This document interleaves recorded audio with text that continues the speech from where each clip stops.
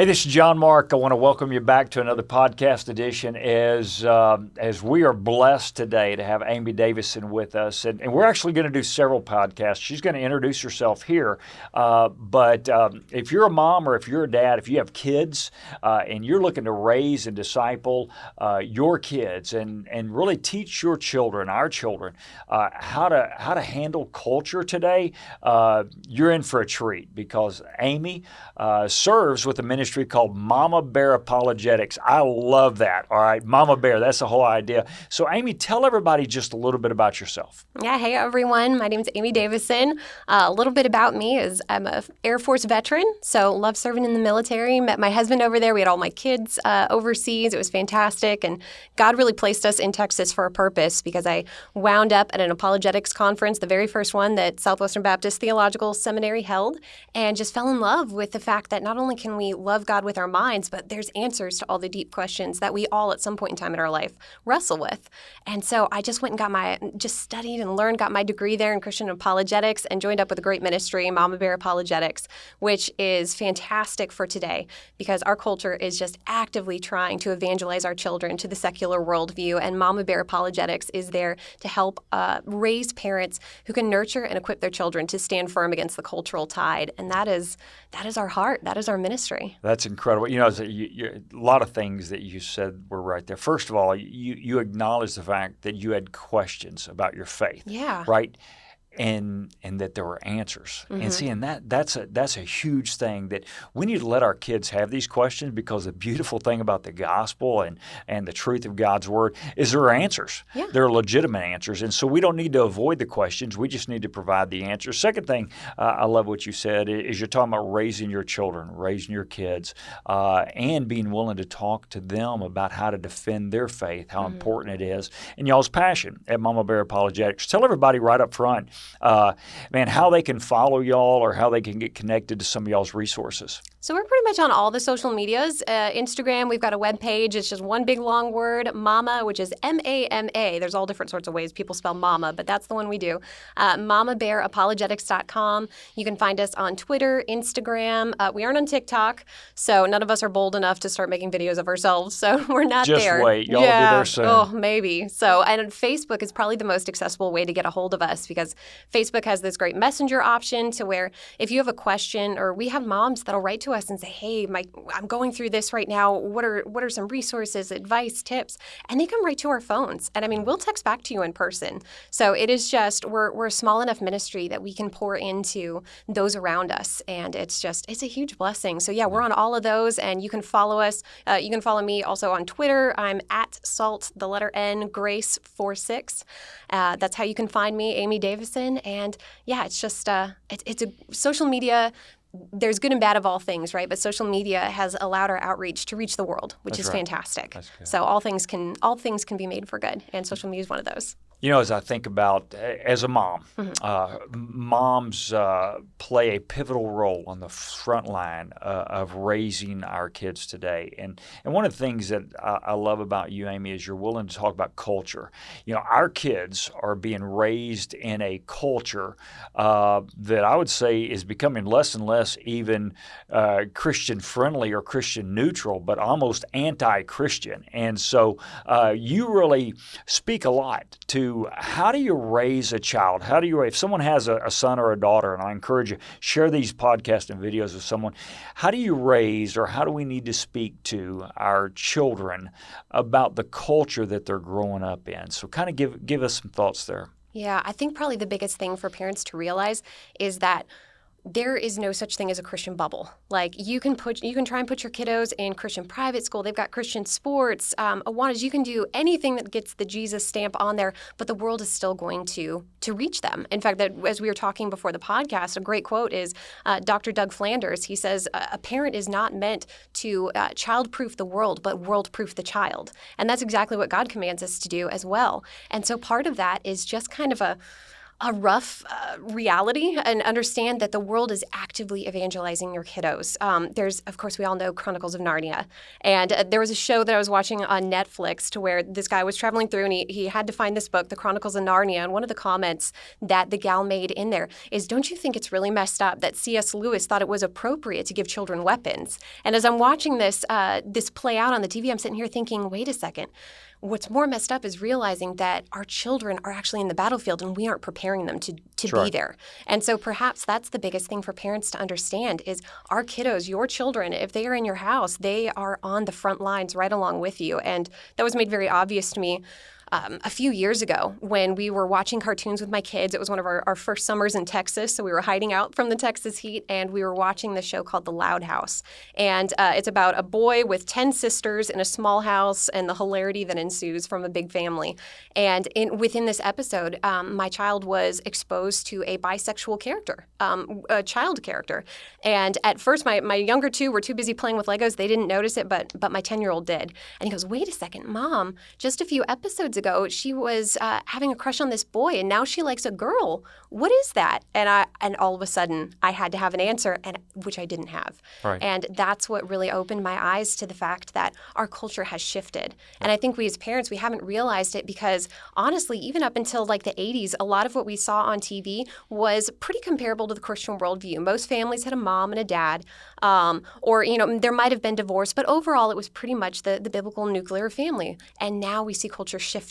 And so a lot of parents are shocked. They're floored by the fact that children's media would be producing some of these alternative lifestyles and themes. Oh, these are supposed to be for children. They're supposed to be watching over our children, having our children's best interests at heart. But what they're really lamenting is the fact that these entertainment industries never had a biblical worldview to begin with. Never had it to begin with. Right. Yeah. And now they're just now seeing it. Yeah. And so... And now, because of the advent of smartphones and everything, they have 24-hour access to your kids, right? Oh, absolutely. Just 7 days a week, 24 hours a day, they can go after your kids. Oh, absolutely. And it is happening. There's a huge community within Reddit, Quora, pretty much any sort of... what we would call like millennials, like the chat room situation, that has just exploded to where now kids are hopping on their smartphones and being actively discipled by millions of strangers to alternative lifestyles. They're given tips on what arguments to use to be able to get maybe hormone therapy, what to say to get to come out as trans, to where they are being discipled more effectively by perfect strangers than they are within their own home and within their own church. That's right. So that has been the huge shift within Gen Z. Is my generation, we didn't grow up with cell phones. Those started coming out when I was in middle school, high school range. And now this next generation that has been raised up has never known a day of their lives without a cell phone. And most of them have it put in front of them by the time they're toddlers. You see them in grocery stores. And even toddler shows like Blue's Clues, Sesame Street, Bubble Guppies are having, especially during June, you are going to see transgender themes without their cartoons actively evangelizing your kiddo. Okay. And if you're not sitting there watching it or being aware of it, they're being discipled without you even knowing. A couple of thoughts. First of all, the terminology you just used there is great terminology. When you say they are discipling your kids, a lot of times we think that's a Christian term. Yes. Well, only churches disciple or only Christians disciple. But the reality of it is, it doesn't matter. That's exactly what is happening. The world and people with agendas that are non-Christian, they are actively trying to disciple your children, to teach your children, to raise them in such a way. Then you used another word, evangelism. Yeah. The other side is absolutely trying to evangelize our children. And then finally, to think about it, if I think about it as a pastor, a number of years ago, if I were to preach on a Sunday morning about a hot topic issue, let's say anything related to sexual immorality or something, it would not be uncommon for me to get an email from a mom saying, hey, don't say those words in front of my 5th grade kid or my 3rd grade kid. The reality of it is, if your child has a phone, I will promise you as a mom or dad, they are hearing way more than you think they are, and They're reading way more than you think they are. And there are people online doing everything they can to draw them off sides and disciple them, even in chat rooms, even in groups day by day. Have you encountered that a lot? I have. In fact, I kind of ran an experiment when we were writing this book, is I hopped on there and just like, how do you know if you're trans? And just on Quora. And oh my gosh, the amount of comments and responses that you can get just from that. I mean, it's completely under the parents' knowledge.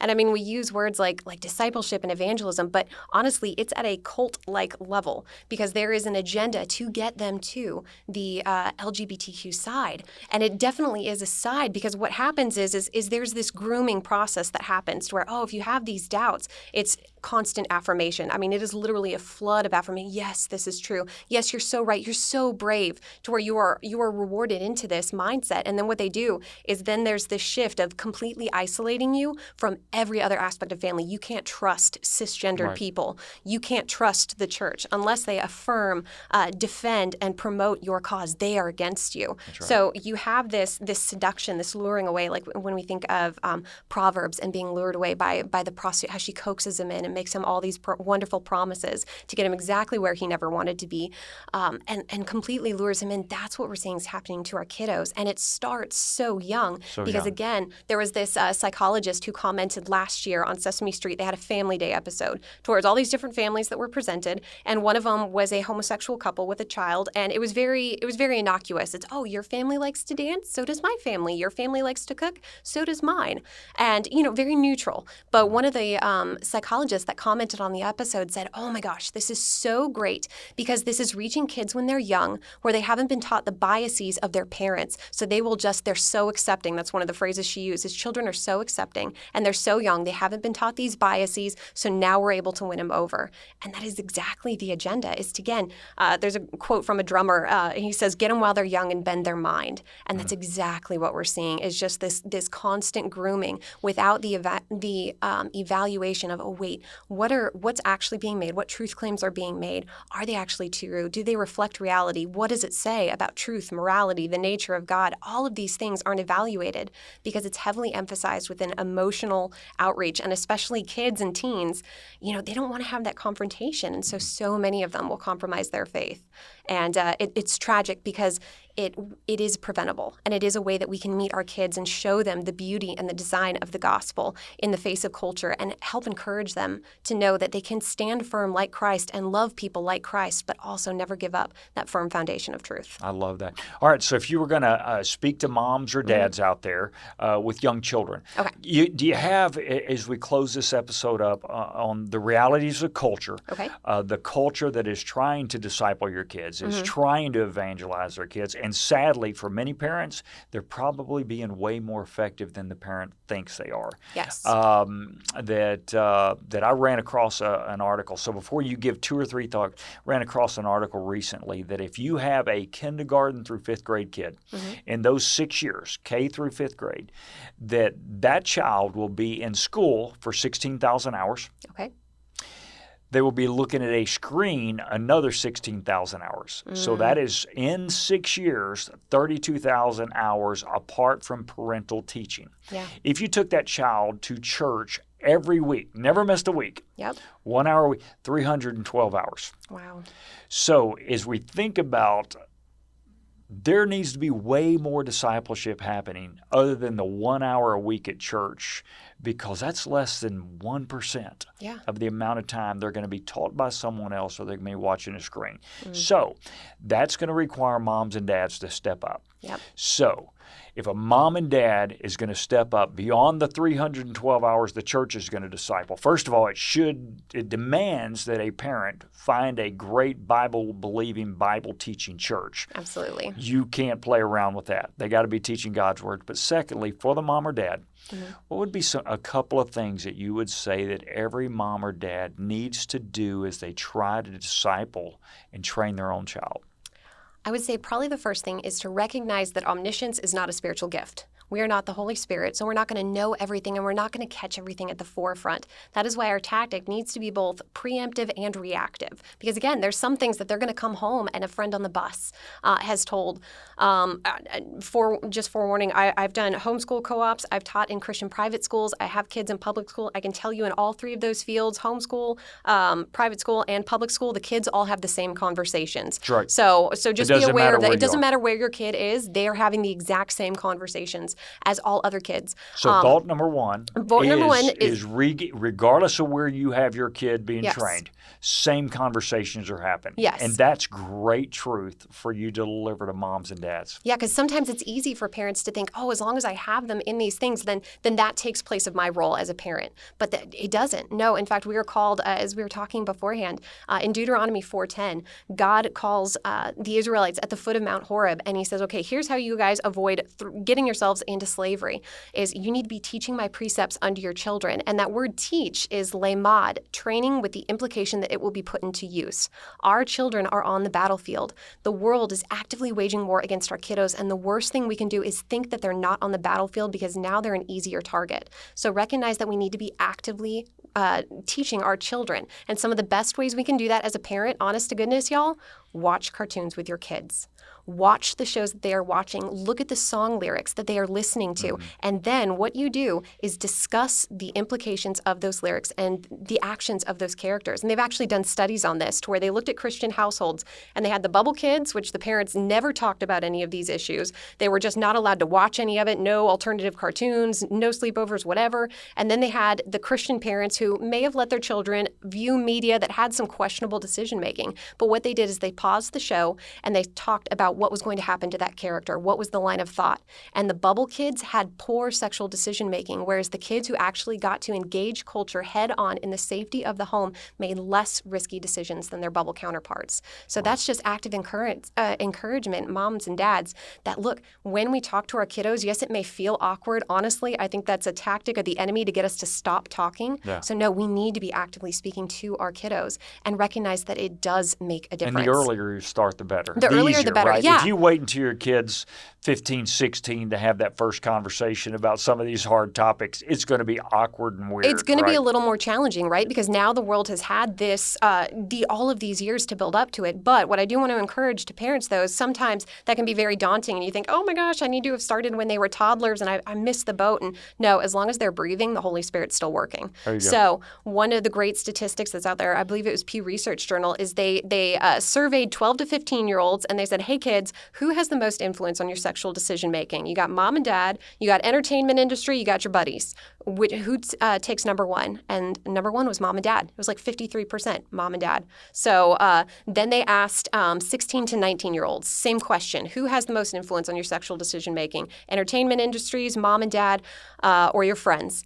Mom and dad. Once again, the statistics were a little bit lower. It was like 33%, but we were still number one. So you're talking about when your kid is in the throes of hormonal craziness, of puberty, the time that they're in your house, you are the most influential person in their lives. And what was crazy about that stat was that they asked parents, they said, hey parents, do you think your kids are listening and are you talking?